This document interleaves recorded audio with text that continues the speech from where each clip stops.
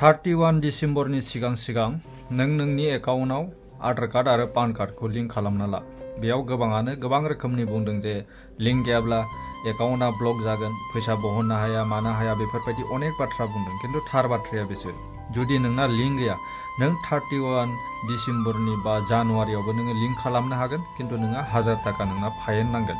आरो जुदि नोङो बे खामानिखौ 31 डिसेम्बरनि सिगां खालामना लागोन, अब्ला नोंना 1000 थाखाया बासायगोन। दा बेखौ नोंना लिंक दंना गैया बोरै नों नायगोन आं खोन्थानि।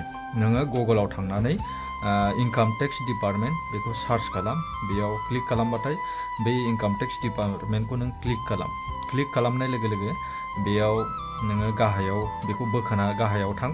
गाहायाव थांबाथाय नों बेयाव लिंक आधार स्टेटास बेखौ क्लिक खालामना नाय। बेयाव क्लिक खालामबाथाय फैगोन पान कार्ड आरो आधार कार्ड बे नाम्बारखौ बेयाव बिदों, बेयाव होबानो जाबाय।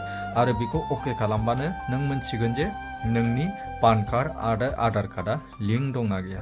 बेनिखायनो लोगोफोर, नोंथाङा जुदि बेयो लिंक गैया बा लिंक गैया बेयाव देखायगोन, लिंक गैयाबाथाय नों बेंकआव थांनानै बे खामानिखौ मावना ला। जानुवारिनि उनावबो जागोन, खिन्थु नोङो 1000 थाखा नोंना फाइन जागोन। बेनिखायनो बेफोरबायदिखौ खामानिखौ नों दानो मावना ला, सम दङ। आरो नोंथाङा जुदि गोदानबा फल' खालामनो दाबाव आरो लाइक कमेन्टखौ पाक्का होलांखा। आंनो जेबो नाङा, खालि लाइक कमेन्टल' होलां, बास बेनो नोंथांमोननि आंनि अननाय।